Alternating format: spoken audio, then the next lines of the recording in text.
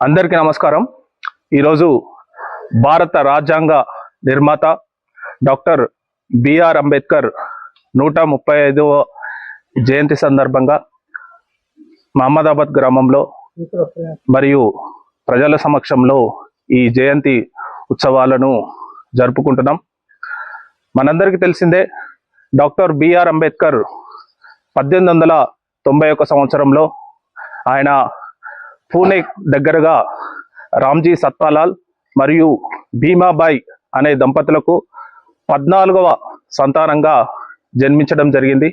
ఆ తర్వాత ముంబైలోని ఎల్ఫిన్స్టన్ స్కూల్లో మెట్రికులేషన్ పాస్ అయి ఆ తర్వాత అమెరికాలోని కొలంబియా యూనివర్సిటీలో పిహెచ్డి చేసి ఆ తర్వాత లండన్ ఎకనామిక్స్ స్కూల్ ఆఫ్ లో బ్యారిస్టర్ ఇన్ లా చదివే ఒక ఆయుధంగా ఆయన భారత స్వతంత్ర రాజ్యాంగ నిర్మాతలో ఒక ప్రముఖ పాత్ర పోషించాడని చెప్పాలి. ముఖ్యంగా ఆయన నినాదం ఏమిటంటే ఎడ్యుకేట్, ఆర్గనైజ్ అండ్ ఎజిటేట్, అంటే చదువు, సమీకరించు అండ్ పోరాడు. ఈ 3 నినాదాలతో ఆయన ఈ సమాజ నిర్మాణం కోసం మరియు అణగారిన వర్గాల కోసం ఆయన జీవితాంతం ఆయన పోరాడాడని మనము చెప్పాల్సి ఉంటుంది.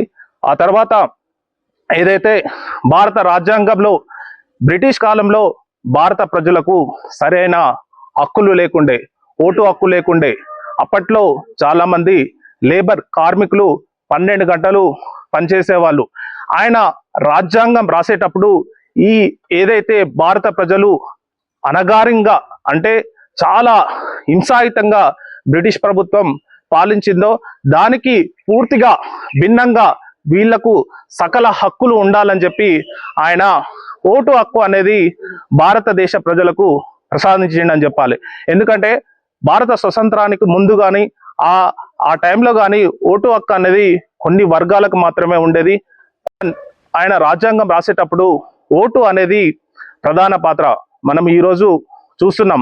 ఎందుకంటే ఒక పాలకుణ్ణి ఎన్నుకోవాలన్నా, ఒక పాలకుణ్ణి దించాలన్నా ఓటు అనే ఆయుధం అనేది భారతదేశ ప్రజలకు ఇచ్చిన ఒక గొప్ప వరంగా నేను ఈరోజు చెప్పదలుచుకున్నాను. ఆ తర్వాత మహిళలు చదువుకోవాలని చెప్పి ఆయన ఎంతో ఉన్నతంగా ఆలోచించడం జరిగింది. ఆ తర్వాత పని దినాలు అంటే పని గంటలను కూడా ఆయన తగ్గించడం జరిగింది. అప్పట్లో 12 గంటలు పనిచేసే వాళ్ళు, ఆ తర్వాత ఆయన 8 గంటలకు కుదించడం జరిగింది. ఆయన భారతదేశ స్వతంత్రంలో మొట్టమొదటి కార్మిక శాఖ మంత్రిగా కూడా పనిచేయడం జరిగింది. ఆయన రాసిన బుక్కులు అనేవి ప్రపంచంలోనే గొప్ప బుక్కులు అని చెప్పి గొప్ప యూనివర్సిటీసు ఆయనకు డాక్టరేటు ఇవ్వడం జరిగింది. ఆయన రాసిన బుక్కులను ఒకసారి చూసినట్టయితే ఇన్హలేషన్ ఆఫ్ ద క్యాస్ట్, ఆ తర్వాత ఊవర్ శుద్రాస్, ఆ తర్వాత problem of rupee, partition of Pakistan and states and minorities. మనం ఇక్కడ ఒకటి గమనిస్తే స్టేట్స్ అండ్ మైనారిటీస్ అనే బుక్ లో ఒకటి రాయడం జరిగింది. ఎందుకంటే ఈ అంశాన్ని నేను ఎందుకు చెప్తున్నానంటే తెలంగాణ ఏర్పాటుకు ఆయన రాసిన బుక్ అనేది స్టేట్స్ అండ్ మైనారిటీస్ బుక్ అనేది చాలా ప్రాముఖ్యత చెందిందనమాట. ఎందుకంటే ఈరోజు మనం తెలంగాణ రాష్ట్రం ఏర్పడింది. తెలంగాణ రాష్ట్రం ఎట్లా ఏర్పడిందంటే మేజర్గా ఆర్టికల్ 3 అనేది ఆయన రాజ్యాంగంలో రాయడం జరిగింది. అంటే ఆయన స్టేట్స్ ను విడదీసే అధికారం పూర్తిగా పార్లమెంటుకే ఇవ్వడం జరిగింది. ఒకవేళ ఆయన అసెంబ్లీకి ఇచ్చుంటే ఈరోజు మన తెలంగాణ రాష్ట్రం ఏర్పాటు కాకపోయేది. ఎందుకంటే బలవంతులు ఎక్కువగా ఉన్న ఆంధ్ర వాళ్ళు బలహీనులుగా ఉన్న తెలంగాణ వాళ్ళను ఎప్పుడు విడదీయలేరు అనమాట. సో అందుకనే ఆయన ముఖ్యంగా పార్లమెంటుకు ఈ అధికారాన్ని ఇవ్వడం వల్లనే ఈరోజు మనం తెలంగాణ రాష్ట్రం ఏర్పాటు జరిగింది. అంటే ఒక తెలంగాణ రాష్ట్రమే కాదు, భారత స్వతంత్రంలో ఆయన ఎన్నో రాష్ట్రాలకు మార్గదర్శకంగా ఆర్టికల్ 3లో పూర్తిగా రాష్ట్రాన్ని విడదీసే అధికారం అనేది పార్లమెంట్కి ఇవ్వడం వల్లనే ఈరోజు మనం తెలంగాణ రాష్ట్రంలో ఉన్నామని చెప్పి నేను ఖచ్చితంగా చెప్పదలుచుకున్నా. సో ఈ సందర్భంగా ఆయన పోరాటాలు, ఆయన ఎడ్యుకేషన్, ఆయన ప్రతిరోజు ఒక యుద్ధంతో బతికేవాడు. సో ఆయన స్ఫూర్తి అనేది కొనసాగించాలని చెప్పి ఆయనలో ఏదైతే ఉన్నతంగా అణగారిన వర్గాలు, బహుజన వర్గాలు ఏదైతే ఉన్నతంగా ఎదగాలని ఆశించాడో అలాంటి ఆశయాలకు ముందుకు వెళ్ళాలని చెప్పి ఈ సందర్భంగా నాకు ఈ అవకాశం ఇచ్చిన పెద్దలందరికీ కృతజ్ఞతలు తెలుపుతూ ధన్యవాదాలు. భారత రాజ్యాంగాన్ని నిర్మించినటువంటి మహా వ్యక్తి ఈ అంబేద్కర్. ఈ అంబేద్కర్ ఏమనుకుంటామంటే ఈయన మావాడు మీవాడు అని కాదు, ఈ మన భారతదేశానికే ఎన్నే తెచ్చిండు, చట్టాలు తెచ్చిండు. ఈ రోజు ఇలా మనం ఇట్లా మాట్లాడుకోవడానికి కానీ, మనం ఈ రోజు స్వతంత్రంగా కానీ మాట్లాడటం కానీ తిరగటం కానీ ఇటువంటి అన్నిటికీ హక్కులను కల్పించినటువంటి వ్యక్తులలో ముఖ్యుడైన అంబేద్కర్ ముఖ్యం. అందులో రాజ్యాంగం రాసిన వాళ్ళు దాంట్లో ఉన్నారు. అందరికీ ఇక్కడే పెద్ద కాబట్టి ఇలా మనం అంబేద్కర్కు ఈరోజు జయంతి జరుపుకుంటున్నాం. అదేవిధంగా మనం ఊర్లలో కూడా చిన్న పెద్ద అనే దానికి ఎవరి చట్టాలు వాళ్ళకున్నా, ఎవరి పని వాళ్ళు చేసుకుపోయినా కానీ రాజ్యాంగాన్ని మాత్రం అందరం బాధ్యులం కాబట్టి ఆ రాజ్యాంగాన్ని నిర్మించినటువంటి అంబేద్కర్ ఈరోజు మనం జనాలు చేయాలి, మంచిగా ఉత్సాహాలు జరుపుకోవాలని కోరుకుంటూ నాకు ఈ అవకాశం ఇస్తుంది. మన రాజ్యాంగ నిర్మాత బాబాసాహెబ్ అంబేద్కర్ జయంతి సందర్భంగా మన గ్రామంలో జరుపుకుంటున్నాము. ఈ సందర్భంగా మనం ప్రతి సంవత్సరం ఉత్సాహంగా జరుపుకోవాలి. ఆయన చేసిన సేవలు మనం స్మరించుకుంటూ మనం రాబోయే తరానికి ఆదర్శంగా ఆయన సేవలు మనం అందించాలి. అదేవిధంగా మనము బాబాసాహెబ్ అంబేద్కర్ ఎలాంటి వాడు అనేది మనం చూడలేదు, కానీ ఆయన పుస్తకాలు కానీ ఆయన రాజ్యాంగ పరంగా ఇవాళ రాజ్యాంగ పరంగా ఈ పదవిలో ఉంటున్నామంటే ఆయన మా రాజ్యాంగం రాసినందుకే మనం ఈ పదవి మనకు వరించింది. ఇలాంటి ప్రతి ఒక్కరికి స్వేచ్ఛ స్వాతంత్రం ఉన్నది అంటే మనం రాజ్యాంగం రాసినందుకు ఆయన పుణ్యమే మనం ఈ రోజు ఈ విధంగా ఉన్నామంటే మనం రాబోయే తరాలకు కూడా భవిష్యత్తును ఆయన గుర్తుపట్టి భవిష్యత్ తరాలల్లా బాగుపడాలి. మామూలు ఎస్సీ ఎస్టీ బీసీ అందరూ కూడా ముందుకు రావాలి ప్రజాప్రతినిధులుగా. ఇంకోటి ఈ రాజ్యాంగ పరంగా వచ్చిన హక్కులను వినియోగించుకోవాలని ఆయన సూచించిండు కాబట్టి ఈ రోజు మనం ఆయన స్మరించుకుంటూ ఈ జోహార్లు తెలుపుకుంటూ ముగిస్తున్నాను. అందరికీ ధన్యవాదాలు. డాక్టర్ బిఆర్ అంబేద్కర్ గారి 135వ జయంతి సందర్భంగా ఈ కార్యక్రమానికి ఇచ్చేసినటువంటి సర్పంచ్ గారికి మరియు సెక్రటరీ గారికి మరియు పేరు పేరున గ్రామస్తుల అందరికీ హృదయపూర్వక నమస్కారం తెలియజేస్తున్నాను. ఈరోజు మనం ఈ కార్యక్రమం ఎందుకు జరుపుకుంటున్నాం అంటే డాక్టర్ అంబేద్కర్ గారు ఇచ్చిన మన రాజ్యాంగ ఫలాన్ని మనం అనుభవించిన కార్యక్రమమే ఈరోజు.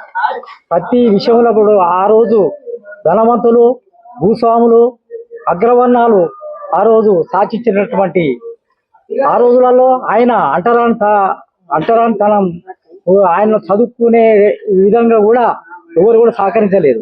ఆయన పక్కన పెట్టి ఏది ఆయనకు విద్యా అవకాశాలు కూడా కల్పించని పరిస్థితులు కూడా ఆయన అన్నిటిని అధిగమించి ఆ రోజు ఆయన లా చదివి ఇప్పుడు ఆయన భారతదేశానికి ఒక రాజ్యాంగాన్ని రచించి ఇప్పుడు మనం ఈ రోజు ఈ కార్యక్రమం నిర్మించుకుంటున్నాం. ఇదే విధంగా ఒక ప్రధానమంత్రి కానీ ముఖ్యమంత్రి కానీ ఈరోజు సర్పంచ్ కానీ ప్రతి విషయంలో కూడా మనం సొంతంగా మనం పరిపాలించుకునే విధంగా రాజ్యాంగాన్ని రచించి ఈరోజు మన అందరికీ ఆయన ఆదర్శంగా నిలిచిండు.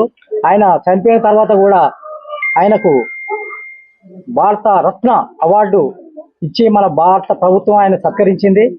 ఇప్పుడు మనం ఏంటంటే ఆయన ఇచ్చిన రాజ్యాంగ ఫలం ప్రకారమే ఈరోజు మన రాష్ట్ర ప్రభుత్వాలు కానీ కేంద్ర ప్రభుత్వాలు కానీ ఒక అధికారంగా చలాయిస్తూ ఇప్పుడు మనకు అన్నిట్లో ప్రతి విషయంలో కూడా మన ప్రభుత్వాన్ని అడిగే హక్కు ఆయన కల్పించింది. ఈరోజు విద్యా హక్కు కానీ ఉద్యోగ హక్కు కానీ ఇప్పుడు 18 సంవత్సరాలకు ఈ ఓటు హక్కు కల్పించడం కానీ ఆయన కల్పించింది. ఈ రోజు మనం ఏంటంటే ఆయన కల్పించిన హక్కు ప్రకారమే మనం ప్రజాప్రతినిధులు మనం అనుకున్న వాళ్ళని ఎన్నుకుంటున్నాం.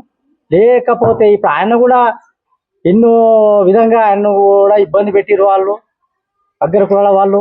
అయినా కానీ ఆయన అధిగమించి ప్రతి ఒక్కరూ చదువుకోనే మనం అన్నిట్లో మనము సాధించగలం అనేది ఆయన నిరూపించాడు. అదేవిధంగా ఆయన ఆశయాలను మనం సాధించుకుంటూ మనం ఈ విధంగా పోవాలని ప్రతి ఒక్కరు ఆయన ఆదర్శంగా తీసుకోవాలని తెలియజేస్తూ ఈ అవకాశం ఇచ్చిన అందరికీ హృదయపూర్వక నమస్కారం తెలియజేస్తాను. నేటి సమావేశం ఏంటంటే డాక్టర్ బిఆర్ అంబేద్కర్ గారి యొక్క 130వ జయంతి ఉత్సవాలని మన గ్రామ పంచాయత్ మహమ్మదాబాద్ గ్రామ పంచాయతీ కార్యాలయ ఆవరణంలో జరపబడుతుంది. గౌరవ సర్పంచ్ ముత్యాల అంజయ్య గారి ఆధ్వర్యంలో అంబేద్కర్ గారి యొక్క జీవిత విశేషాల గురించి పెద్దలు ఇంతకుముందు కొంచెం వివరించినారు. అంబేద్కర్ అనేవాడు ఒక నవభారతాన్ని చూడాలనే ఉద్దేశంతోనే అంబేద్కర్ తన దార్శనికతో ఫస్ట్ ప్రజలకు కావాల్సిన స్వేచ్ఛా స్వాతంత్రాలు కావాలి, ప్రజలు స్వేచ్ఛ ఉండాలి, బ్రిటిష్ చెర నుంచి వెళ్ళాలని చెప్పి భారత రాజ్యాంగ రచనా కమిటీకి అధ్యక్షుడిగా వహించి దాదాపు ఒక 60 దేశాలని పరిశీలించి అందులో ఉన్న మంచిని తీసుకొని మన దేశ రాజ్యాంగానికి ఆయన పునాదులు వేసిండు. దాంతోపాటు ప్రజలు బ్రిటిష్ కాలంలో ఎటువంటి ఇబ్బందులు పడుతున్నారో ఆ ఇబ్బందులకు సమస్యలకు పరిష్కారాలు కనుగొని వాటిని మన రాజ్యాంగంలో పొందుపరిచాడు. దాంతోపాటు ప్రతి ఒక్కరికి చదువు ఉండాలనే ఉద్దేశంతోనే చాలా మందిని చదువు స్త్రీలకే కానీ పురుషులకే కానీ అందరికీ ఉండాలని చదువు అందరికీ ఉండాలని చెప్పి ఆయన పోరాటం చేశాడు. దాంతోపాటు తను ఉన్న సామాజిక వర్గంలో ఎంతో హింసకు గురి అవుతున్నారు, ఎంతో బానిసత్వానికి ఎంతో అస్పృశ్యతకు గురవుతున్న ఉద్దేశంతోనే ఆయన మంచినీటి తాగడంకు కానీ ఆచార వ్యవహారాల్లో కానీ అందరినీ సమస్థాయిలో ఉండాలని చెప్పి ఎంతో పోరాడాడు. దాంతోపాటు భారతదేశం యొక్క ఆర్థిక వ్యవస్థ ఎలా ఉండాలి, ఆర్థిక వ్యవస్థ చక్కదిద్దడానికి Indian rupee problem of rupee అనే ఒక గ్రంథాన్ని రచించి దానిలో ఆర్థిక వ్యవస్థ ఎట్లా చక్కదిద్దాలి, రూపాయి ఎట్లా బలపడాలనే ఒక ఉద్దేశం ఉంది. దాంతోపాటు భారతదేశంలో మైనారిటీలు ఏ విధంగా బతకాలి అంటే వాళ్ళకు ఎలాంటి హక్కులు కల్పించాలి అంటే బలవంతులు ఎప్పుడైనా బలహీనుడిని ఇబ్బంది పెడతారనే ఉద్దేశంతోనే ఆయన ఒక పరిష్కారాన్ని కూడా చూపించాడు. ఇంకోటి రాష్ట్రాలు బలమైన కేంద్రం ఉండాలని, దాంతోపాటు అవిభాజ్య దేశం ఉండాలని చెప్పి కూడా ఆయన పోరాడిండు. ఇంకోటి ఏం చేసిండంటే మన ఓటు హక్కు ప్రజలకు ఎలా కల్పించి ఇంతకుముందు ఏంటంటే ధనవంతులకి డబ్బులు ఉన్న వాళ్ళకి మహారాజులకి వాళ్ళకే ఉంటుండే, దాన్ని 18 సంవత్సరాల వయసు ఉన్న వాళ్ళకి 22 సంవత్సరాల వయసు ఉన్న వాళ్ళకి ఉండేది. తర్వాత మళ్ళా 18 తీసుకొచ్చారు. ఇట్లా ప్రతి విషయంలో అంబేద్కర్ గారు ఆయన యొక్క దార్శనికతను తీసుకొచ్చాడు.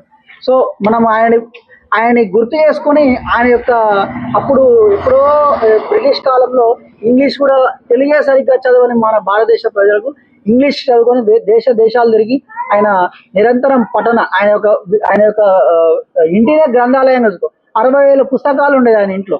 సో మనం ఏంటంటే ఆయనని ఆదర్శంగా తీసుకొని నిరంతరం చదువుకోవడం కానీ నిరంతరం విషయాన్ని అవగాహన చేసుకోవడం అంటే మనిషిని మనిషిలాగా చూడాలనే ఒక దార్శనికతను ఆయన తీసుకొచ్చాడు. సో మన నిరంతరం ఆయన యొక్క సేవలను స్మరిస్తూ ఆయన అడుగుబాటల్లో నిలుస్తూ భారతదేశ యొక్క ఔన్నత్యానికి పాటుపడాలి ప్రతి ఒక్కరు అని చెప్పి కోరుకుంటున్నా. జై భీమ్, జై భీమ్, జై భీమ్, జై భీమ్.